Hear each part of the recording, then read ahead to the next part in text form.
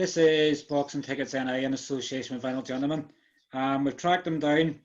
We've got our Derry middleweight, Connor Coyle, on with us. How are you, Connor? I'm good. How are you? All's fantastic. As I was sort of saying, it's good to see a bit of nice weather about. I guess it makes the weekends a wee bit easier. Well, you can't complain, man, when there's no rain coming down. And it's been pretty mild the last few weeks that I can remember. I know since I've been home. So it's been nice. Definitely has. And I'm guessing, obviously, after the last year or so we've had, obviously not just you yourself as a boxer not being able to fight, but having a bit of good weather can sort of give us a different reason to smile sometimes. Well, that's it. If you can get outdoors, and get moving about again. We've been locked in the house. It was a complete nightmare just for everybody. I think everybody felt it on the same level. It's nice to get out now, especially with the nice weather coming in. Definitely. And I'm sure you'd probably rather be away in camp sometimes. I know we've been sort of trying to get this arranged all day, and obviously the wee man was sort of keeping you entertained. So sometimes you probably wish you were in camp rather than being tortured in the house. Sometimes it's harder at home. No, it's I like getting away to camp. I can't wait till I get my visa sorted and that for America. So I'm looking forward to getting back to Florida and getting cracking again.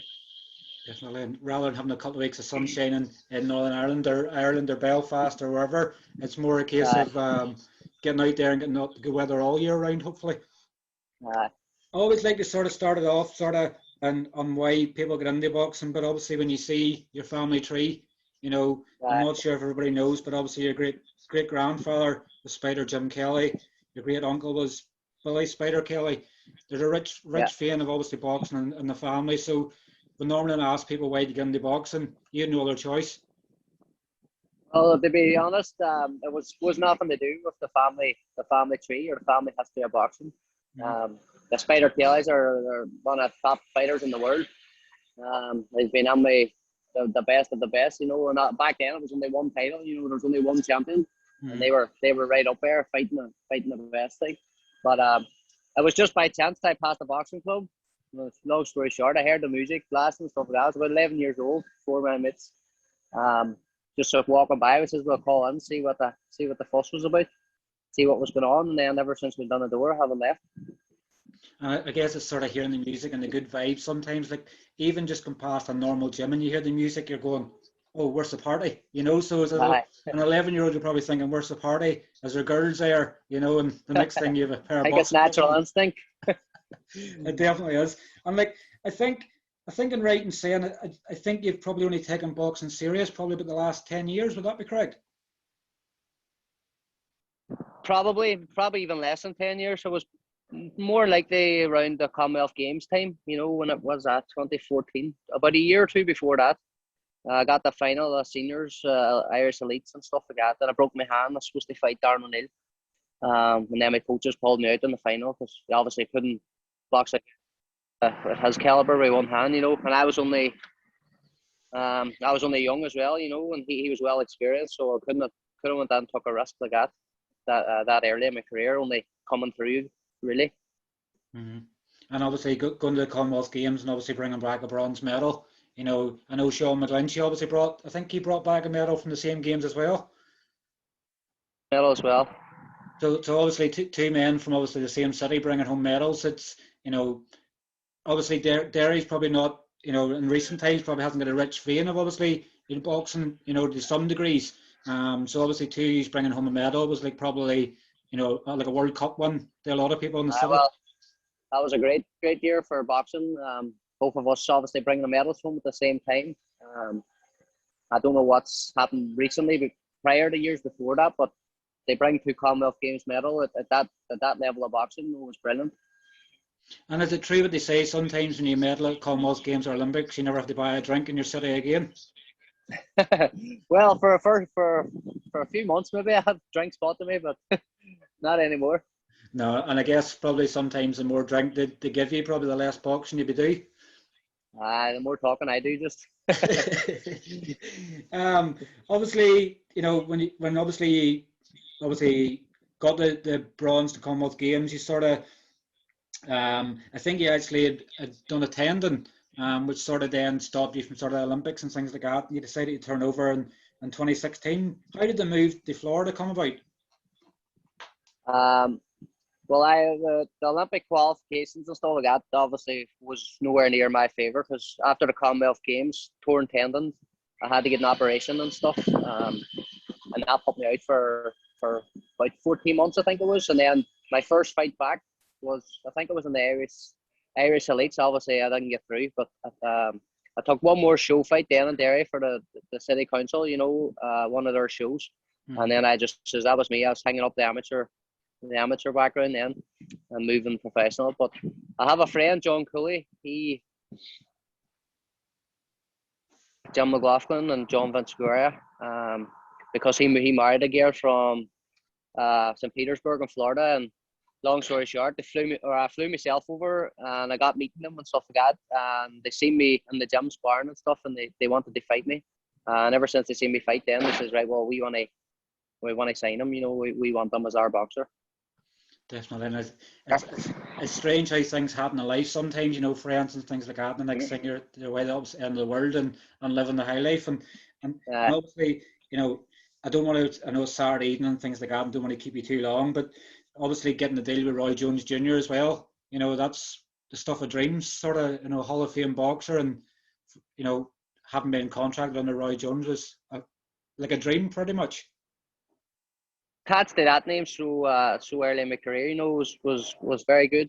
And I met Roy at all my fights, he was a really, really nice guy. And but I've had 4 fights now with Roy Jones, RJJ Promotions, and then came back from my last one was January 30th, 2020, and then the pandemic hit, so I wasn't able to do anything for men. So we sort of just cut ties there, so I could try and move on and get fights, because I'm still not back in America, and I don't know when I'm going to get back. So I had to do something to get myself moving. I couldn't stay standing still for possibly 2 years. You know what I mean? Yep, exactly. Nearly 2 years already, as it is. That's January, so I couldn't stand still that long. So, but when I get back to America, we could talk again. Maybe we can sign back up with them, or we'll get a different promoter. I don't know. But my coach wants to get me to about 20-0, and then go for the big fights then. Definitely, and I'd say it's one of them things. COVID's affected everybody. It's sort of staying positive and saying, you know what, it's happened. It's not that it's happened at a bad times. It's not like he's fallen out. So he knows the pedigree you already have and what you've done. And when things open up again, who knows what could happen. Yeah, well, that's it. I just once I get this visa sorted again, I was supposed to have the interview for the visa in the embassy in London in August, but I just got an email when I got back from Mexico to say that they cancelled all non-immigrant visa appointments for the future, or not for the future, until further notice. Yeah. So I don't know when the appointment's going to be now. I'm hoping maybe October, or even before that. Yeah, right. It's one of these things, I guess, sometimes I say you just have to take a rough with the smooth and go, let's just get on with it as normal. I'd sort of seen, as I was sort of preparing for the interview, I'd seen sort of, I think it was a Derry News that sort of said that Jamie Conlon was sort of interested at that stage when America wasn't working out. Was it sort of something you had talks with the MTK, or obviously you just had other, I know you fought in Mexico twice since, but was there sort of any talks with the MTK in terms of joining up with them? Not necessarily in signing up. I was speaking, me and my coach Gar here in Derry was speaking to Jamie, and we were asking his opinions and some different things. We will be close, to the Jamie and stuff like that. We've always got on through the amateurs and stuff like that. I would have stayed with him a few times in the amateurs, for the Commonwealth Games, and even the Youth Commonwealth Games in India in 2008. I've been there since then, But I'm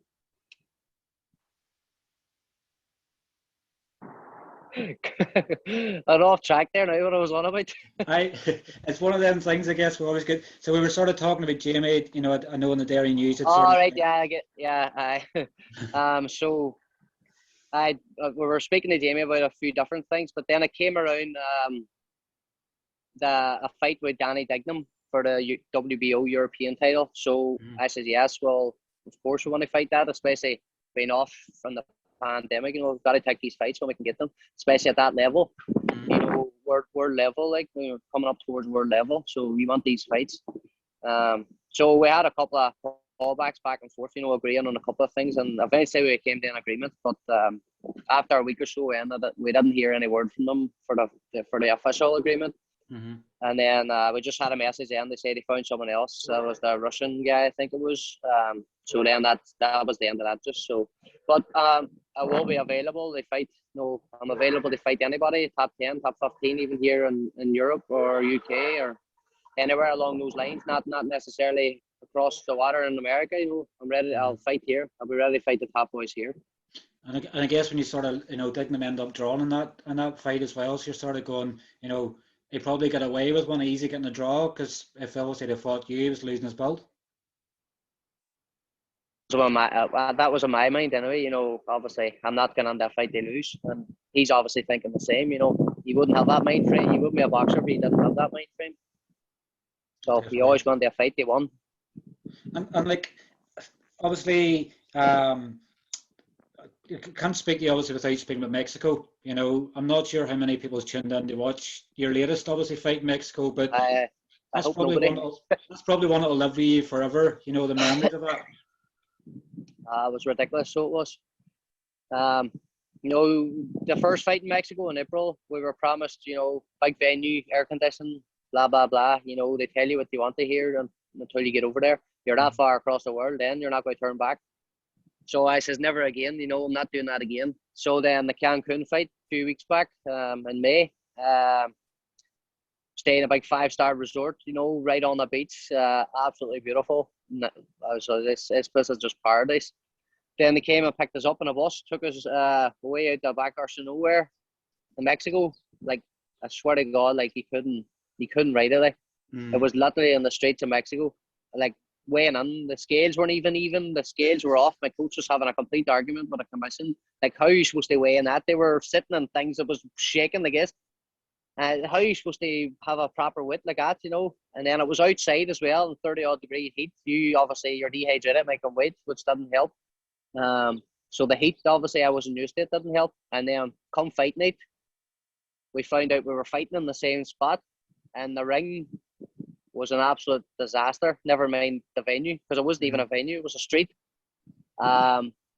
The ring was slanted, it was wobbling. I had 3 different holes in it. I counted 3 different holes when I was punching the ring the first round.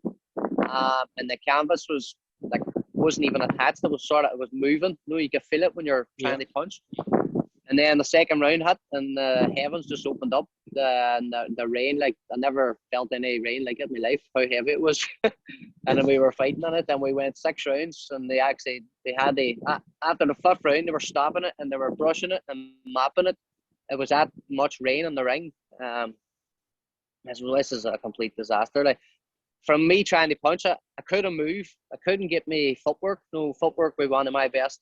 No, my one of my best movements. Like, and I couldn't move properly because my feet were slipping from under me. And then on top of that, when I was trying to sit down with my power punches looked up and down. The feet were sliding from under me, so it just made the performance look completely scrappy. Just. And I said I'll never go back again, and never again. That's it now. I'll never go back to Mexico. It's one of them things that I guess, like I think it was saying to you the next day, obviously you replied and sort of Instagram, and it was sort of saying, like as an experience, you're glad you came out the winning side of it, but as an experience, you probably, when would you ever training to know that you have to keep your feet planted at all times, so you're going to slide. It's like trying to box on ice, pretty much. Well, basically, that's what I felt like. I was scared to move because I went down a hole and fell through the ring. I was scared to move because I slipped and broke my ankle or something. You just, everything was going through your head, but at the same time, you had to try and focus on not getting hit. And, obviously, I'm winning the fight too. But I did come out in both fights. Obviously, the first fight was a lot better. It was first round finish. We had very tough Mexican. But the second fight, he was even tougher. He's world level. He's fought multiple world level fighters, and he's fought a world champion in February time, Carlos Molina. So I knew he was going to be experienced. I knew he was going to be tough.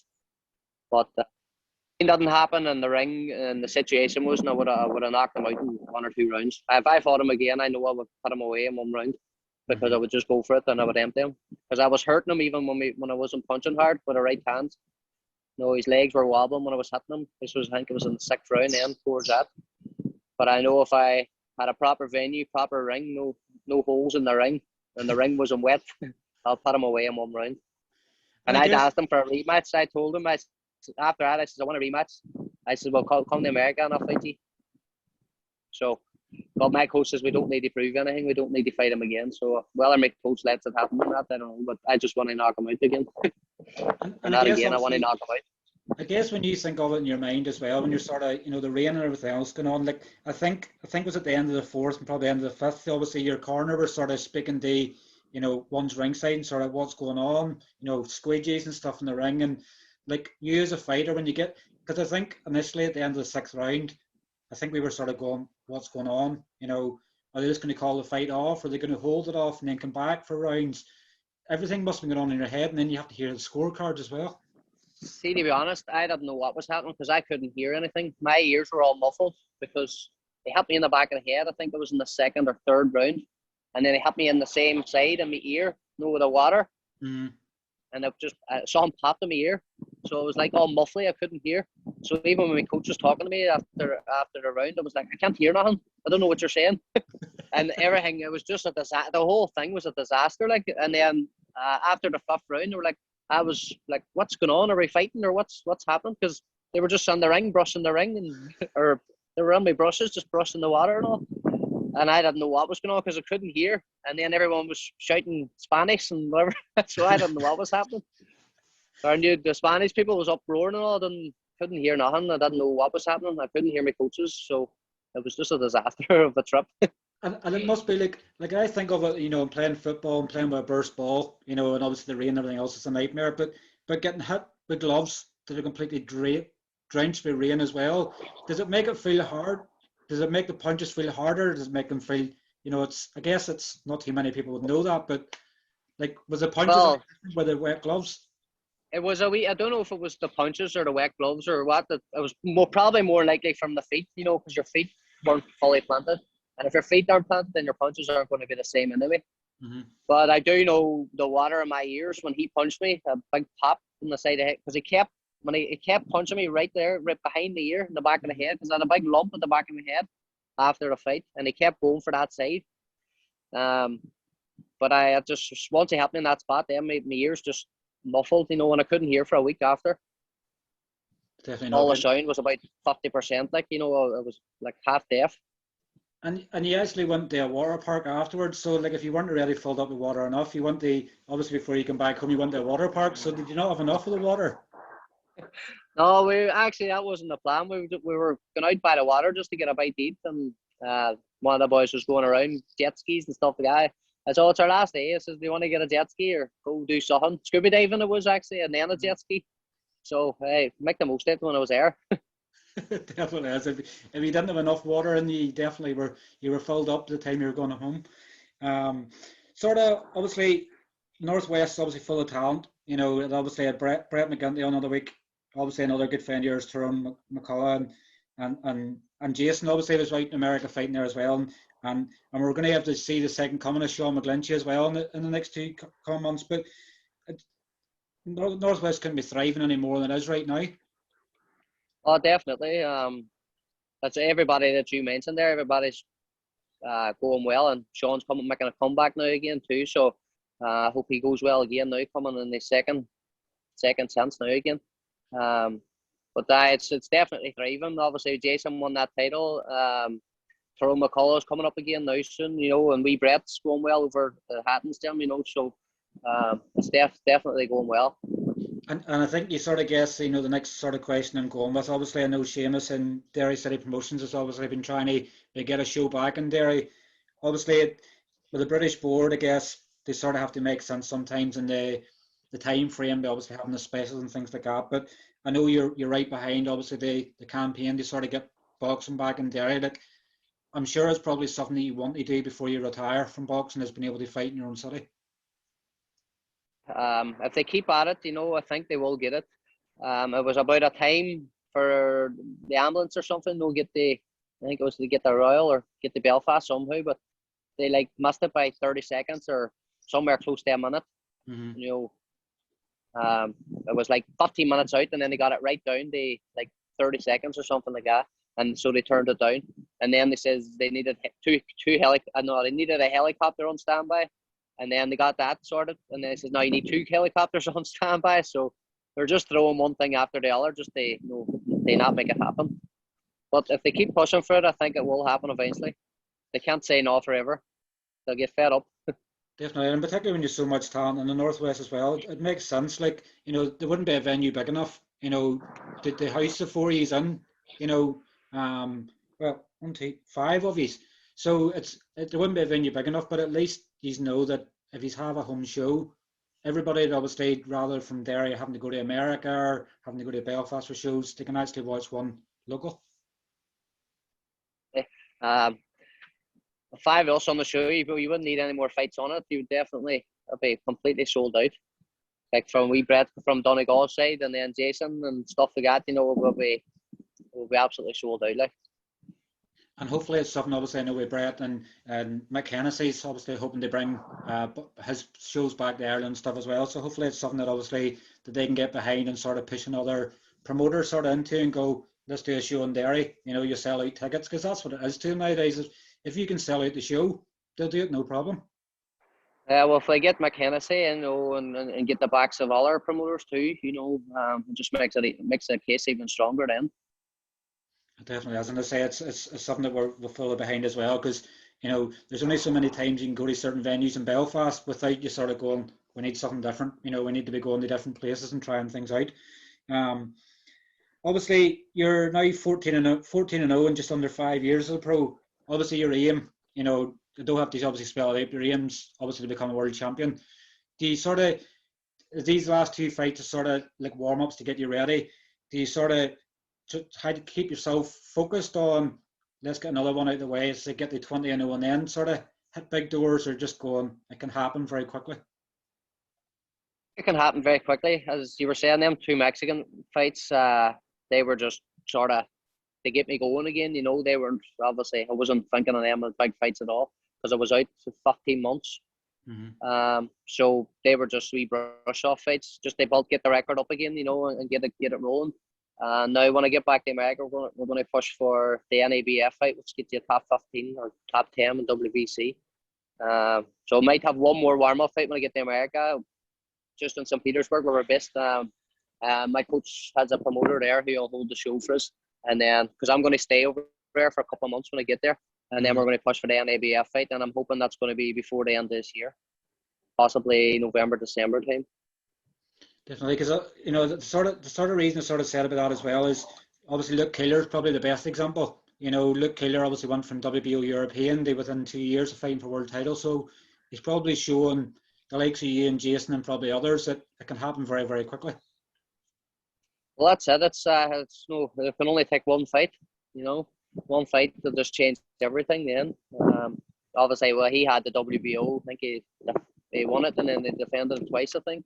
Mm-hmm. So no, he deserved the shot then. But it does only take one fight. The right fight can just put you in line for the world title at any stage, I think, when you're at that level.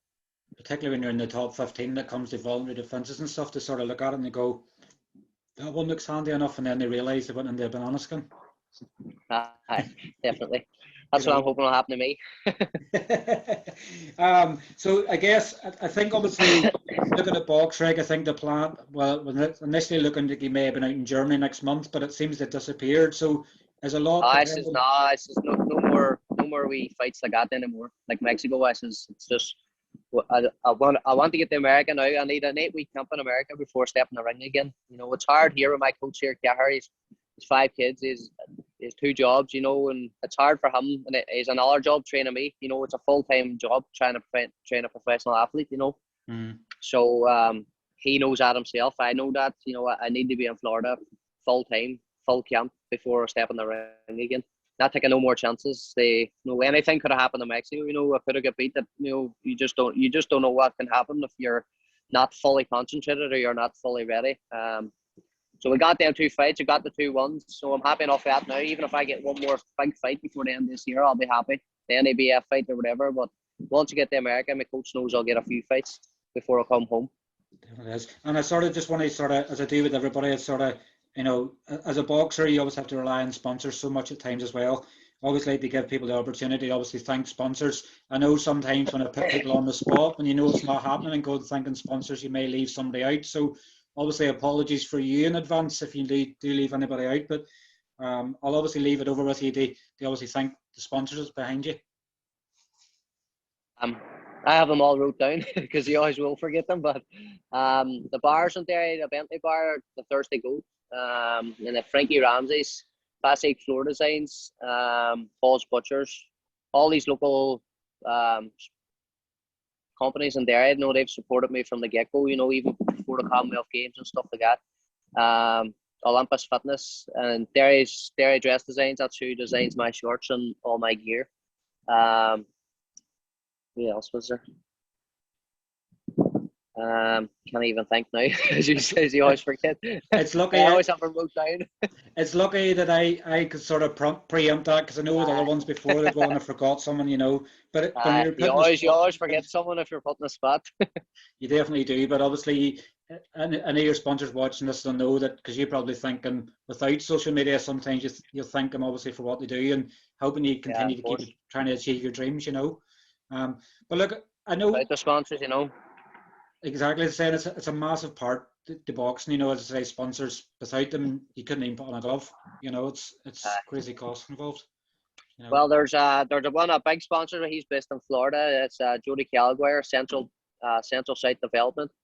He's the man that sort of put everything together. You know, flying us to Mexico and putting these fights on just to get me going again. He was supposed to do the Germany fight, so he's paying for everybody's flights out. Thousands and thousands and thousands, flying me and my team and everybody over, and flying the opponents in and stuff like that, you know. So a massive shout out to Judy Calguire from Central Site Developments, plus Firefist Promotions as well. That's who I was originally signed with. That's who the guy is, Jody. So he's part of our team. He's officially part of our team now too. So he's linked in with our management as well. So I'm happy about that. Your proudest punch, you get that one out there, Sarah. I could see it in your face going, I'm not forgetting it.